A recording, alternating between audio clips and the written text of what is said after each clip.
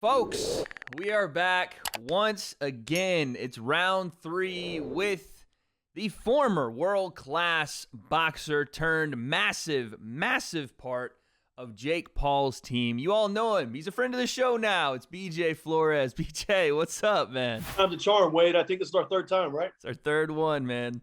I'm so excited you're here, brother. And also, every time I see you, I just feel like you get more ripped, more jacked. I just really quickly, can you tell the people what you're doing over there, man? That's why I wore the sleeveless today, bro.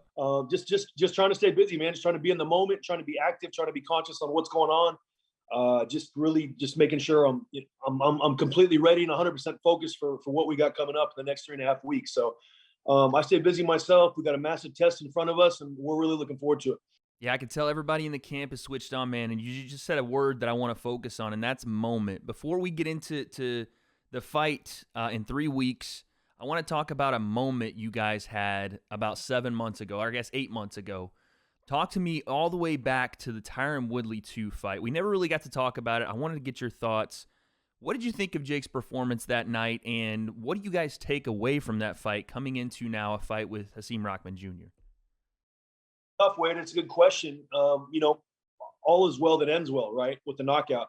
So you kind of forget everything else that happened in the fight before that. But Jake had a lot of things going on before that fight. He had a lot of, we were in camp for Tommy for the entire, 2.5, almost 3 months. And then 14 days before the fight, he decides he's injured or whatever, he's sick or whatever it was. So we had to totally switch gears. We were working on Jake being extremely aggressive, Jake being coming forward, cutting the distance off, taking the space away from Tommy. And, when we went back to Tyron Woodley, it made it difficult. We'd been preparing for another style, and, it just complicated things. But Jake's a warrior. Jake didn't want to lose the card. Jake wanted everybody to still fight and not let the undercard lose everything. And he was like, look, I don't care who I fight. We'll put him in there and we'll make the best of it. So Tyron came in with a good game plan. He was aggressive. He came forward. And Jake was still working on, getting that distance to land those shots. And sometimes, when you get fighting in front of 20,000 people and you get that adrenaline, you get that crowd and everything, there's a lot of factors to take in. And it's very, very difficult when you've got a skilled, talented, tough fighter in Tyron Woodley, who may not be, an accomplished boxer, but he does know a thing or two about infighting, and he does know a thing or two about space and distance. And he was able to do a good job of getting close to Jake and smothering Jake. 5 rounds. Jake had a few moments, but Tyron had some moments as well. It was a very, very competitive fight. Going into that 6th round, and Jake finally got loose in that 6th round. But it, hats off to Tyron and give him congratulations on that. He fought a hell of a fight. Yeah, listen, there was a lot that Jake was going through in that fight. I mean, he caught an elbow, I think, somewhat in the middle of the fight, busted him up. And a lot of guys, especially Jake, hadn't really been cut up like that, hadn't really, seen his own blood, to use that terminology, and to see it and to still stay focused and to come out and deliver, even if the fight itself wasn't necessarily the fight he wanted to fight. The delivery of that knockout and that massive moment for him, I thought, was so big moving forward. And obviously, you referred to it. Part of the reason was because, Tommy Fumbles did stumble out of that fight, and it looks like that's what's happened again. So here we are, 7 months later, and history repeats itself. Tommy has once again fumbled, and you know what? That is what it is. You guys have, and I wanted to commend you and the team and everyone that aren't getting the credit of this once again, being able to stick with this card in Madison Square Garden. Amanda Serrano on the card again. I just saw you guys got Brandon Lee on the card. That's a massive get. That guy is a nasty, nasty boxer.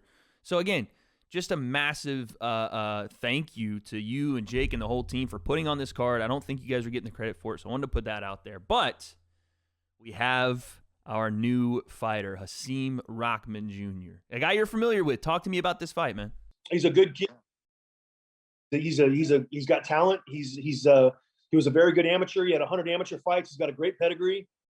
He comes from a very good, old school line of fighting. Anytime you're around boxing your entire life as a child, you just, through osmosis, also you get a lot of it. You do, and he's been around it his entire life. He knows the culture. He understands what it's like, and he's got 13 pro fights. It's a very big challenge, and there's nothing to say negative about Hasim Rahman. I don't care what people are saying on Twitter or what, but it's a very, very tough challenge for a kid who's only 5-0 with no amateur background. So it's a massive step up, and should we be the underdog on paper? Probably, rightfully so. And it's a great opportunity for Jake.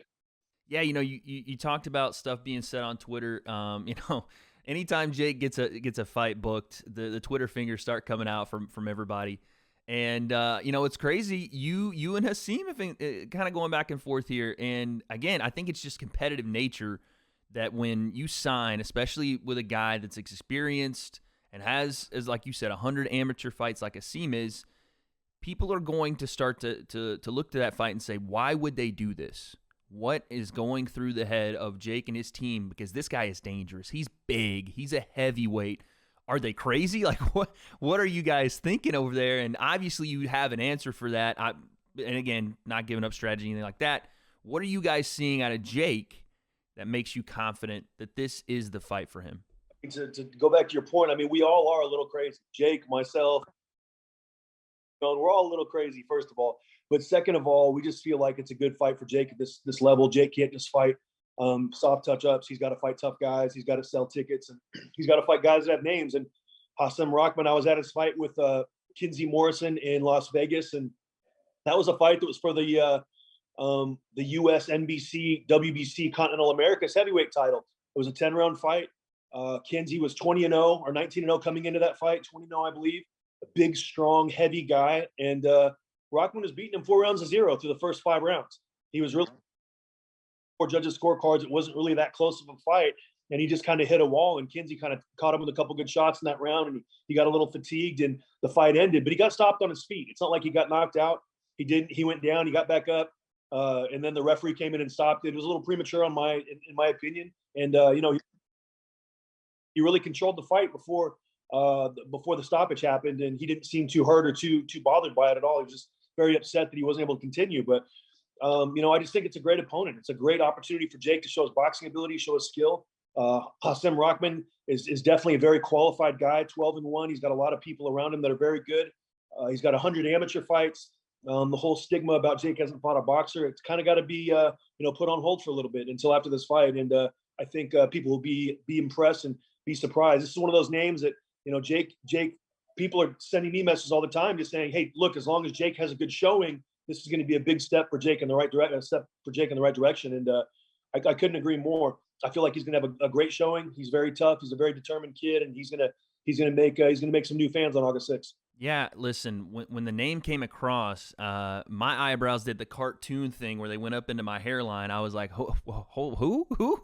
So, it surprised me, but at the same time, you can't say anything but you respect it, because all anyone ever says about Jake is that he's not going to fight a boxer. When is he fighting a boxer? When is he fighting someone that's had a boxing, And this was that answer. And again, I think there are other guys that would have been better for Jake, but that's just an outsider's perspective. And I can't do anything but respect him going in and challenging himself. There's other guys I would have preferred him fight over Rahman, but he's got to deal with Showtime, and there's only a couple names they'll accept, and they wanted to make sure that they had the right guy in there to have it make sense for their business model, and I totally get it.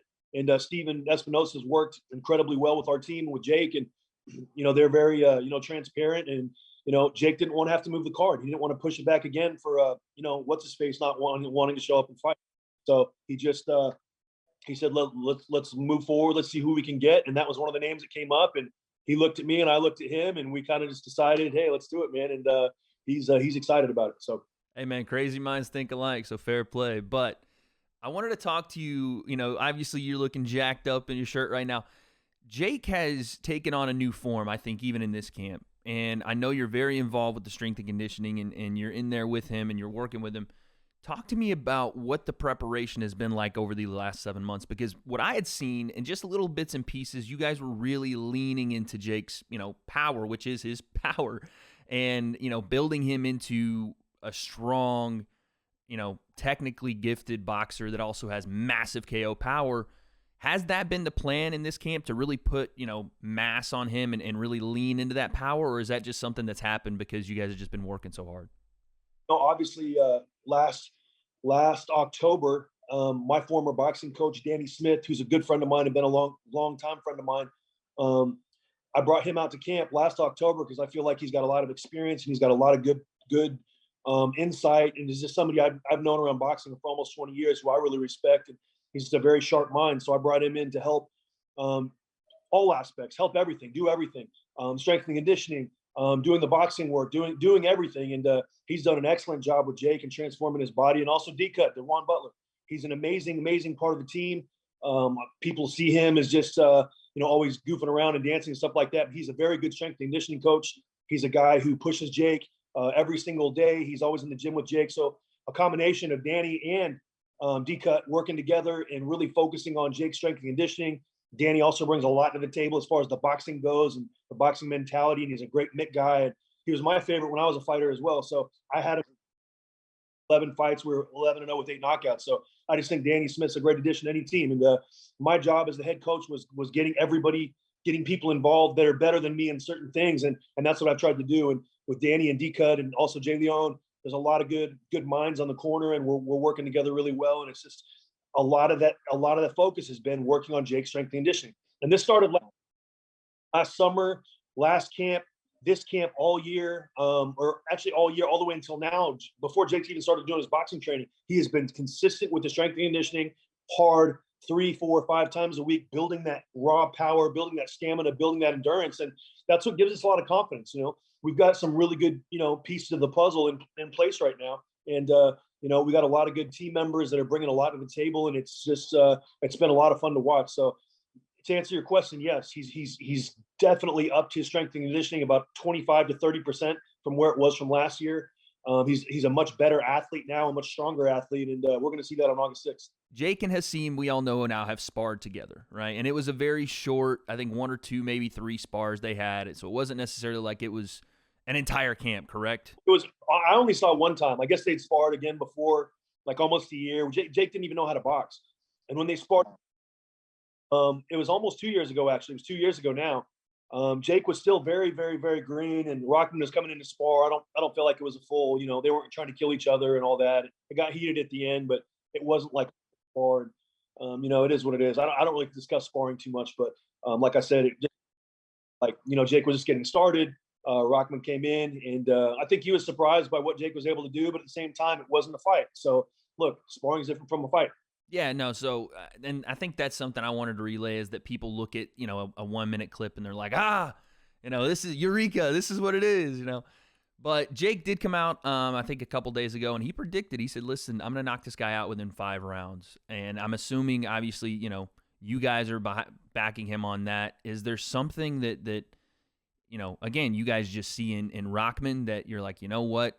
Jake's going to walk out there and put him flat on the canvas. What is it that you guys are seeing just out of either Jake, Rockman, whatever, that gives that level of confidence? Because to say you're going to win the fight is one thing.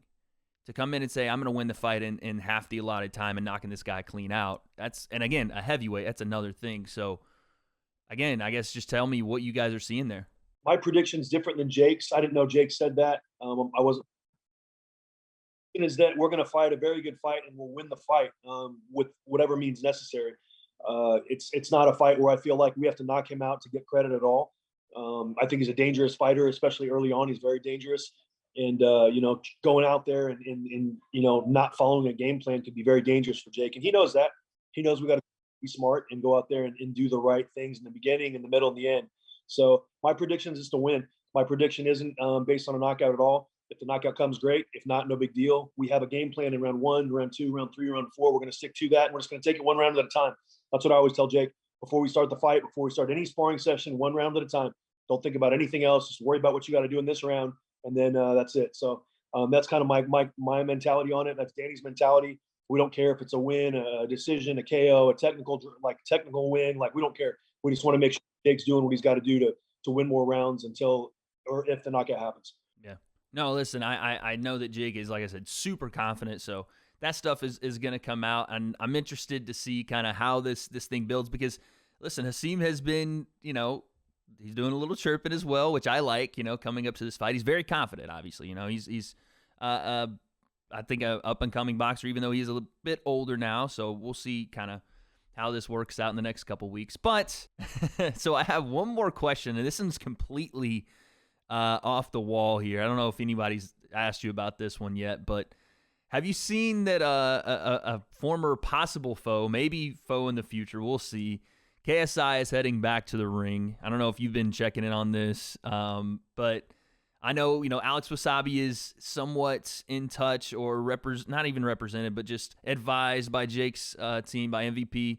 That's who he's going to be fighting. I don't know if you've seen any of Alex's stuff. If you had to give a prediction on KSI and him coming back, what are you seeing there? Is he ever coming in to fight Jake? Yeah, I think he gets attention when he talks about fighting Jake, but when he talks about fighting Alex Wasabi, like nobody really cares, I don't think. But I don't know enough about Alex Wasabi to like comment accurately on that. I think he's the one that beat Deji. Is that right? That's right. He did. Right. Honestly, I just remember Deji coming out hard in the first round or two and then just getting stopped. I think in the last round of the second round, I don't know what it was, but just Deji, just stamina, not taking the fight seriously. And then also just like not being able to relax in the moment. And it's very difficult, Wade, in Deji's defense. It's not easy to do.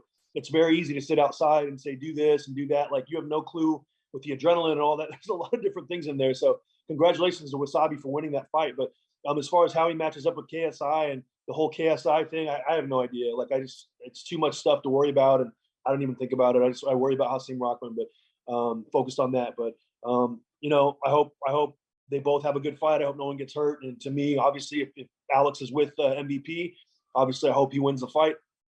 And I hope it's a good show and they both have a good performance. That's all I can say. But as far as KSI getting in there with Jake, I mean, just don't count on it.